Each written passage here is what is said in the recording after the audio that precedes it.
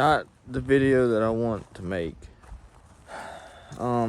This is gonna be the last Genesis video. Unfortunately, yesterday, which was Tuesday, I went to town in it, and as I was leaving town, I got on the interstate and I went to pass an 18-wheeler, and when I got back over in the right lane, when I let out of the gas, it started smoking out the back end of the car.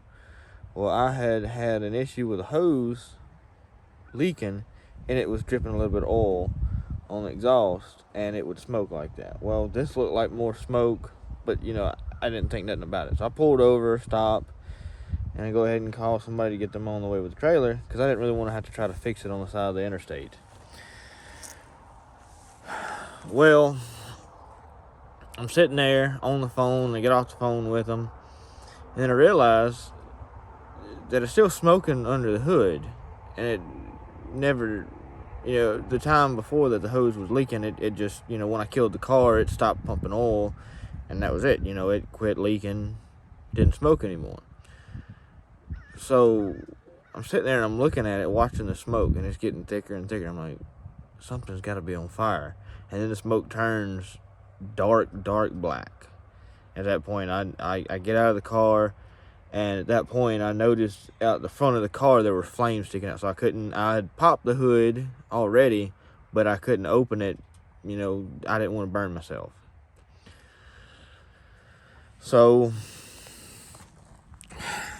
after that, I called the fire department or the sheriff's office, and they come out there, but by the time they made it out there, the car it was gone. So it's pretty bad. The car is, of course, a total loss. It got all in the interior here and all that. It didn't pop the airbag. This is actually the airbag that goes in here. It didn't pop it. It just melted that, and it, fell out. So, power steering, pumping, intercooler. But it's bad. She's toast. At this point, I'll be lucky to get the short block out of it.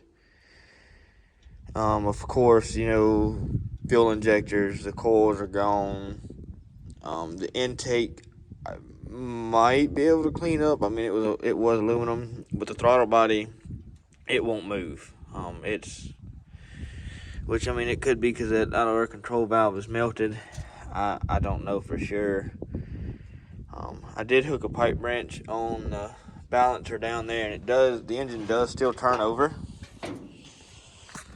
So, the engine might be okay, but I did notice that the transmission mount actually melted off of it. I found, when we moved the car, when we loaded it up, I found pieces of the metal part of the transmission mount on the ground. So it got hot enough back there underneath the car to melt the rubber mount. So it's the transmission. If the mount got that hot, I'm sure it melted wires in the transmission. And at that point, is it worth trying to put it in something?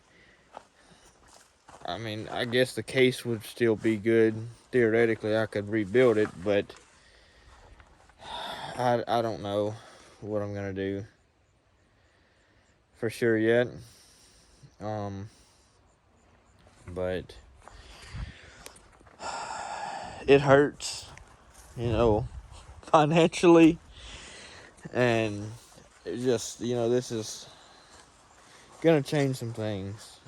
Definitely gonna make sure, I've been saying for the last 2 months that I've been driving this car, I need to put a fire extinguisher in it, there's a lot of wires here, you never know, there's a lot of stuff that's not factory. I need to put one in. I kept putting it off. It's like, I'll get it later. I'll get it later. Well, if I would have had it when it first started, I possibly could have saved it. Not completely. I mean, the wires, there would have been stuff that was broke, melted and all. But it wouldn't have been this bad, I don't think. I think if I would have had a fire extinguisher, that I could have stopped it, or at least got it down enough to where I could open the hood and possibly done something different. I mean, but you can't go back. It's done. It's gonna be hard to recover from this one. I had a lot invested in this one. I've got a few other plans on what I can do if the motor is still good. Maybe, I've got something in the works possibly that I can do to put it in, but I don't know. But if, I don't know what's going to be salvageable. I got to get it in the shop. I got to get some stuff out of the shop so I can get it in there, and I'm going to try to pull the engine and all out, and I'm definitely going to pull the heads and all off and check everything, make sure nothing's cracked, because the engine was up to operating temperature. Of course, I was on the interstate. I'd been driving for a little bit, and so it was hot. Then it caught on fire. It got hotter, and then they sprayed cold water on it. So it's very, very possible that it, cracked something, blockhead something. So I've got to check through all that, make sure everything's okay. Worst case, I could possibly use the cranking rods in another build. I don't know. There's a lot of I don't knows right now. I'll know more once I get the engine and transmission out. But definitely the car is gone. I mean, it's got 3 rims and tires left that are good. This front driver's side one is not. The tire melted off of it. It actually melted the rim.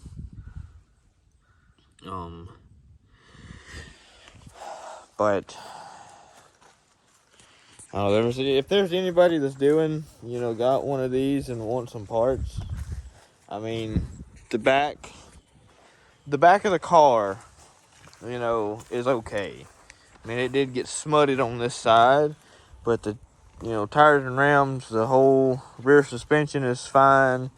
Bumper, tail lights, trunk lid, and I've got, this door should be fine. It just needs to be cleaned up. I don't know. If anybody's interested, just, leave a comment. Let me know. It's not gonna, I mean, I'm not trying to make money off of it at this point. If it can help somebody else out, whatever you think's fair, give me something for it. The exhaust system, headers, downpipe, wall pipe, all that, I can't use that on anything else.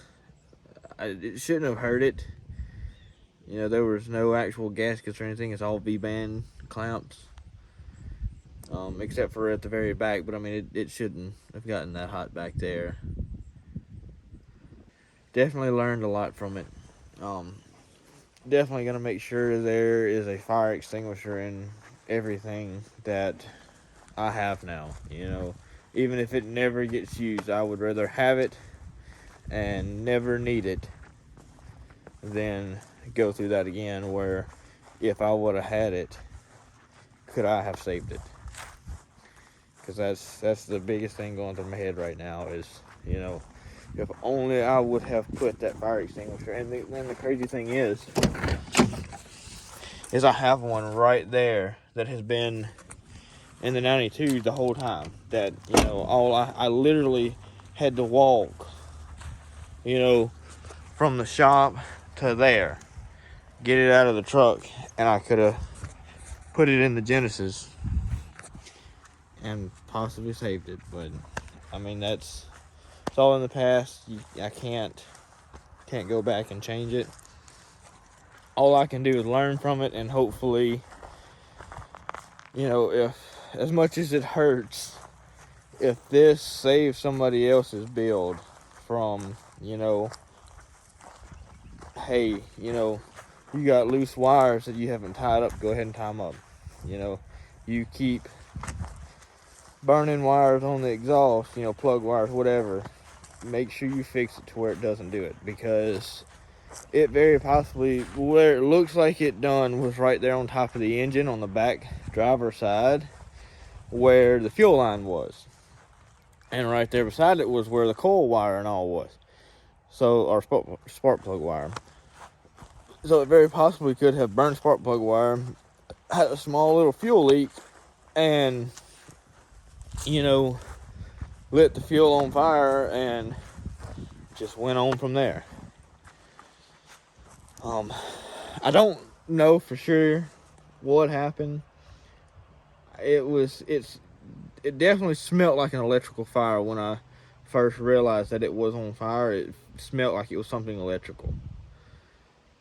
So I feel like it was just something shorted out, probably on the header, because I had just put I had actually put an air filter and all on it. It's just a, you know, a cold air intake wrapped around, and it basically, the filter was on top of the header. You know, I had it spaced up pretty good, but there were some wires that went under it. Now I'm kind of leaning towards that's what happened, is that when I put that air filter and all on there, that it pushed the wires down onto the exhaust, and I didn't realize it. I should have finished the wiring before I ever tried to drive the car like I did. I mean, going down the road for a test drive is one thing, but I literally, the day before this happened, put 200 miles on the car. And, you know, if this would have happened then, it would have been a lot worse. At that point, the car would have been, everything would have been gone. You know, it wouldn't have been anywhere around that could have gotten there quick enough to put it out. But, so, I guess this is going to be the end of the Genesis videos. I may video pulling it out. I don't know yet. I don't think I am. It just depends on how everything's going at that point. But I'm gonna go ahead and end this video off here. Just make sure when you're dealing with these things, do it right.